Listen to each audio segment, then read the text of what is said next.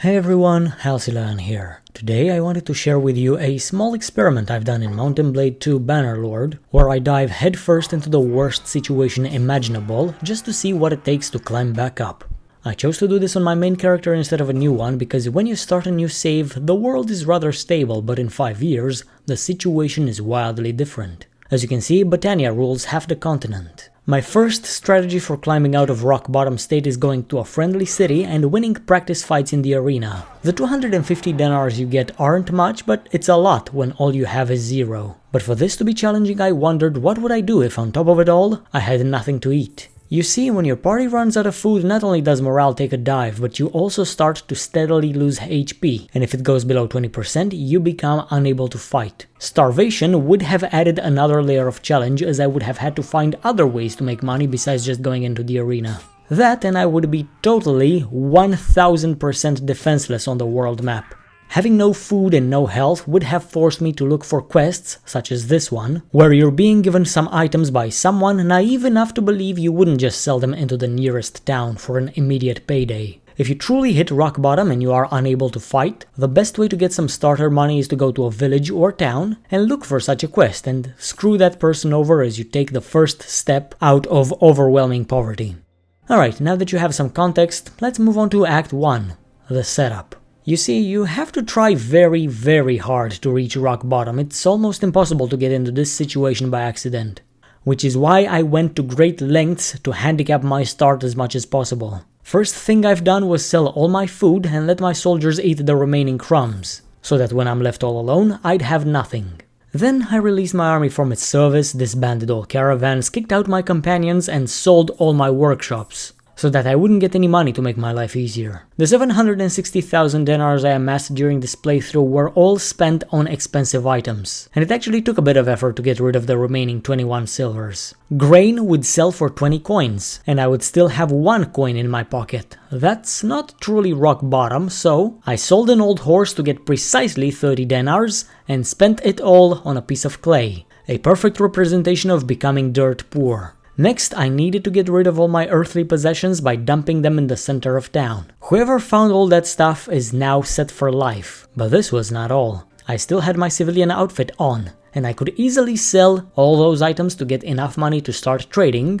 So in order for me to hit rock bottom, I'm afraid I need to be completely naked. From here, only one thing remains to make this situation truly hopeless. I wanted the greatest superpower on the continent to be my enemy, and everyone else but the Sturgeons to consider me a wanted criminal and deny me access into their towns. I mean, it would have taken a lot of effort to actually become considered a criminal by the other factions, but I acted as though they would deny me entry in their towns, so I just stayed away from them.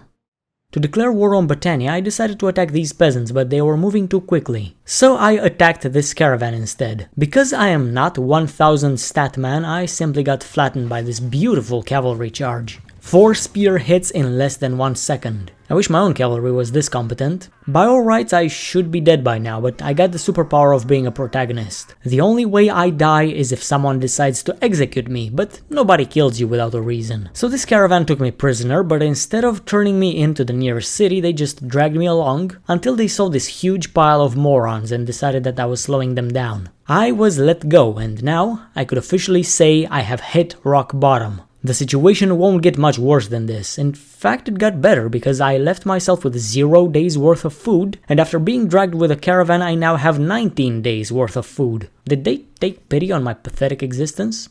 Did I steal it? Where do I even keep all that food? Those are questions that are better left unanswered.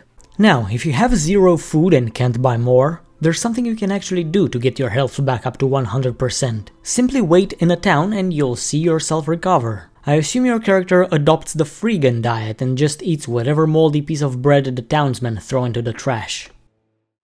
With the setup now complete, we've arrived in Act 2, the journey. Since I'm a wanted criminal everywhere but in Sturgia, that is where I have to go. The journey would be difficult because as I cross all this hostile territory, I'm going to have to avoid Botanian patrols and roaming gangs of bandits. My current situation is a bit precarious.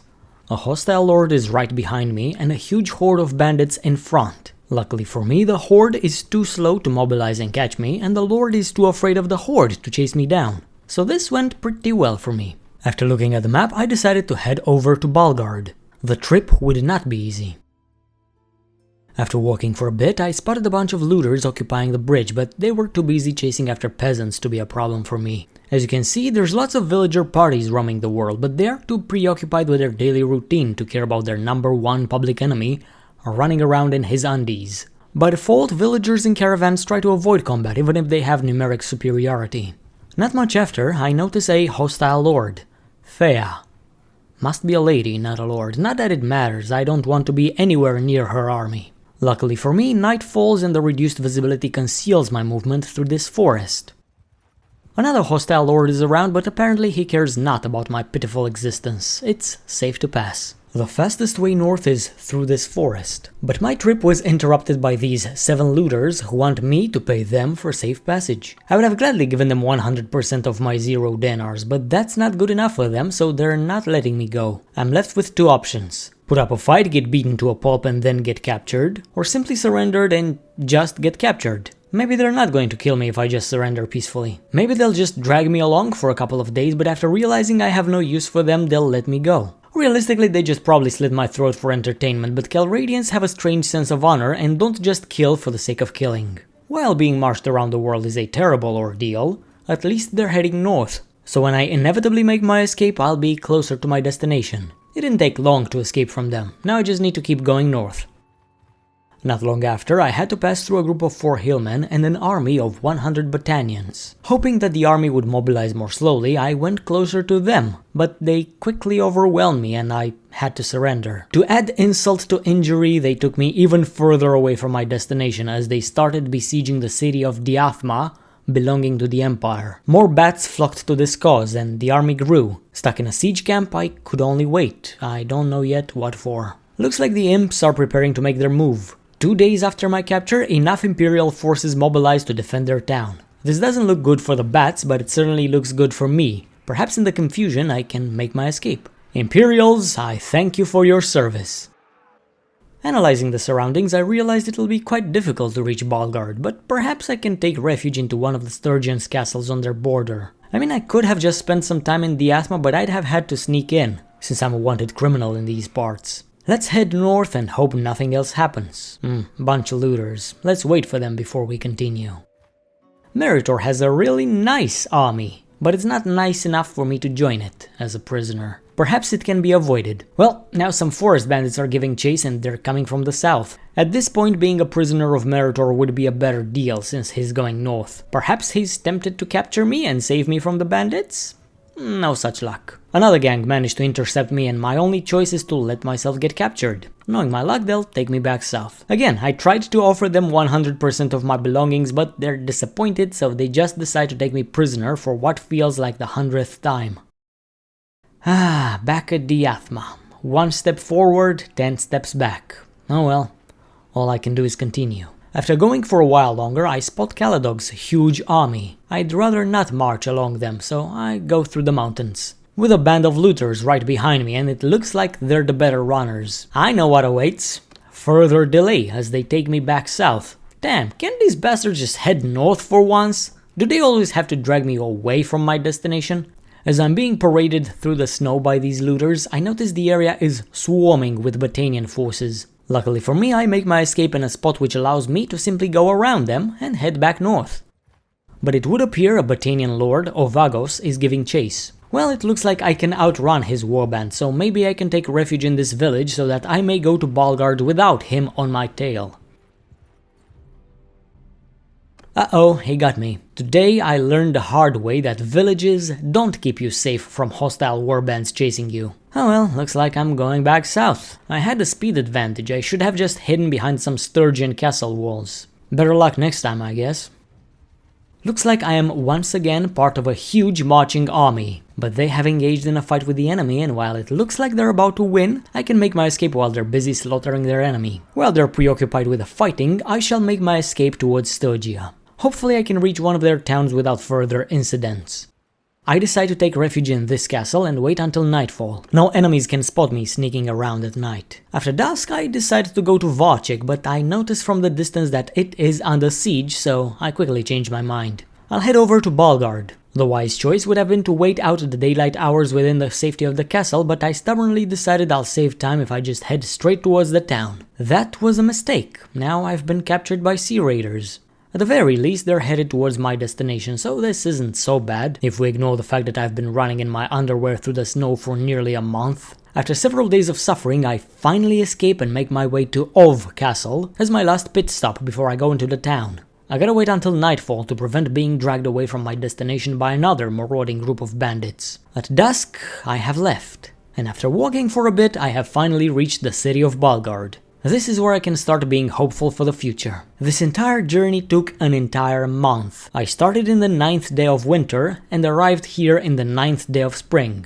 I'd have gotten here much faster if I didn't get dragged away from my destination once every 2 days, but at least we've arrived. Now it's time for growth, from rags to riches. But I'll need to get some rags first. Thanks to the generosity of my first captors, I am not faced with starvation, and this means I can make some money by fighting in the arena for the entertainment of the public. My first fight went well until someone unexpectedly jabbed a javelin in the back of my skull. Luckily, it didn't hit any vital organs, and in the second fight, I decided I won't turn my back to anyone. Back to the wall, shield in front, no risks. Those were the 3 rules I imposed on myself to make sure I'd win. Eventually, some people came to fight, but it was mostly 1v1s. And if I felt stuck in a 2v1 sandwich, I made sure I'm a slice of bread. One of these enemies dropped another shield, so I put mine on the back and I picked this one up. Teenage Mutant Coward Turtle. This shall be my name. That was an inspired move because my last opponent was an axe wielder and he easily broke my shield, so I used the spear on my back to help me block. Despite some difficulties, this fight was won and I had money for the first time in a month. I should spend it wisely. In my situation, you might be tempted to buy some clothes. While that would be the realistic choice, I didn't feel like spamming 15 arena fights to get enough money for clothing. So I just bought a bit of food and decided to use the remaining coins to hire some men to fight some looters for their loot. The town had 3 willing volunteers, the nearby village had 2 more, and I was headed to Marabrot to see who else would want to join a naked man on his adventures. But wouldn't you know, a group of 7 looters decided they're better fighters than we are, and they intercepted my party. Even though I was unarmed, I was pretty confident we would win this fight. 5 Sturgians versus 7 ruffians. I thought my men needed help, so I went to get some of the rocks thrown by our enemies to offer just a bit of assistance. My soldiers managed very well on their own. The fighters were a far better investment than a bunch of clothes. Besides, maybe these looters have some rags that I could wear. They do, and my oh my, they also had a pair of wrapped shoes worth 500 denars. I wouldn't wear these myself, I will sell them and see what I can do with the money to get back above the floating line. They also had 140 denars on them, which I'll happily add to my collection. Alright, Marabrot gave us 2 more soldiers, let's get back in town and sell our loot. In just 2 days after reaching Sturgia, I already have clothes, a small amount of money, and 7 men. This is basically where you are at the beginning of the game. This is not rock bottom anymore. But I'm still an enemy of Botania, so maybe I need to raise some money and make peace with them and continue living a normal life. Let's see what I do. Spoiler alert. Trading. But before I get started with that, I establish a small convoy. I go from village to village, hiring volunteers as I go. And even though I can lead 100 soldiers, I limit myself to only 20, to simulate being in the first stages of the game. 21 in total, with myself. I still got 540 denars, and even though I don't have any mules, my men can carry all the cheap fish I just purchased. Hopefully, this will turn a profit. And looks like in the nearby town of Sibir, it did. Let's see what other trades I can make. Wood is rumored to turn a profit in Balgard, so let's see if that's true. We're at 720 denars now, and after the trade we would be at 1944? Not bad, but perhaps I can get more money by going the extra mile and selling to villages. Well, that wasn't terribly profitable. We only got 100 denars more than what we'd have gotten in town. Oh well, time for the next trade. Fish and flax sell cheaply here, but we can't carry too much. We buy as much as we can, but after leaving town I spot a bunch of peasants, so I get the idea of buying some horses from them. Ouch! 4-pack horses cost 630 denars. That's expensive. But I can afford it. Maybe it's a good investment. With the horses I return to Balgard to purchase the flax and see if I can make more money. We sell the flax in Varnovopol and use some of the coins to purchase a cheap but fast desert horse. And the saddle for it, obviously. And a bow and arrows. This will make me move faster and provide a tremendous advantage in fights. With the remaining money, we buy some fish and see where we can sell it. Sibir, 900 denars. Not bad. From here I proceeded to do some more trade runs. Fish to Sibir, wood to Balgard and so on, and I spent some of the money I made on a sword and a shield, as well as some armor so I can actually be useful in a fight. I shan't tell you about each and every trade because that would be boring, but one of the best financial decisions I took was to transport this flax, bought for 7 denars apiece in Balgard, and sell it for 25 denars in one village, and for 28 denars in another village. They could only pay 1000 denars each, but I still had some of my stock left, which was liquidated in a third village. For a nice profit, I might add. Right now I was sitting nicely at 2850 denars, which were just waiting to be invested into something nice that could get me to 10k. So of course, the first such investment is into my own troops for better security as I keep trading from town to town. Now, I wanted to check the town of Tial, but because I had more money than carry capacity, I decided to see whether these caravans will sell some cheap horses. This one didn't, but I was compelled to purchase all its grain for 9 denars, and since I knew grain would sell well to some of the villages here, I went to trade with each of them. In just a couple of trades I was at 3400 denars, which of course would be used to purchase something else. As I arrived in Sibir, I finally saw some cheap horses for sale. For only 360 denars, I tripled my carry capacity. To make use of it, I went to Varnovopol and purchased as much fish as I could carry. Then, I traveled from village to village with the intention of selling this fish, and if the villagers couldn't afford it, I'd buy whatever cheap goods they had. Wood, cows, that sort of stuff. In one of these villages I ran into this quest, which asked me to take a herd of cows to Omor, and I'd be paid 400 denars. Not a bad deal. As I've said, if I was dirt poor, I'd have taken this herd to the nearest town and instantly sold them all for a big payday, but now I could afford to do this quest properly. But before going to my destination, I needed to fill my inventory with stuff that would actually sell there, so I kept trading with the villages. In my travels, I got accosted by a large congregation of looters, but my men could deal with them, right? Not right. After entering the meat grinder, their spirit broke and they started running away to save themselves. I was left to deal with half of this looter gang on my own, so I shot as many as I could, and when arrows ran out, I dismounted and dealt with them with my brand new sword. After putting these 3 into the ground, I was left all alone against the last 5 looters, but I didn't think I could take them all in my current condition. My horse was injured, and if it got downed, I would have been forced to fight all 5 on foot. Those odds were not stacked in my favor, so I decided to do a tactical retreat. I ran to the end of the battlefield on the horse, and then re-engaged the remaining looters with my cowardly men behind me. We easily won that second engagement. Not long after, I was forced into another fight, but this one went better for my party. With the proper use of the herding tactic, I got half of them to follow me, while the other half charged my army and lost. Then, the order was given and the rest of the looters were wiped out. As I was building my herd of cows to get maximum profit, the quest taken earlier failed, and I lost some standing with both the quest giver and his faction, but nothing too bad. Anyway, I was still going to make use of the farmer's information and go to Omor with the wood and cows I just purchased. And since I still had some grain on me, I decided to pass through every village, and if they need it, make some extra profits. Eventually I get to Omor and the farmer's intel was correct. Cows would sell here for nearly 3 times the amount I paid for them. And so, in one fell swoop, I was already at 8,000 denars. And since these sumpter horses fetch a higher price than what I paid for them, I decided to get even more money, and with the loot I've taken from the previous 2 fights, I arrived at the nice sum of nearly 10,000. I guess this is it. I got the money, I got a decent set of weapons and armor, I have a good horse and 20 good men following me in battle. I have finally climbed out of rock bottom in the 12th day of summer. In 1 month after arriving in Balgard, I've already worked my way up from literally nothing to a solid foundation where I could expand my convoy and keep trading until I get to 1 million denars and beyond. But I won't.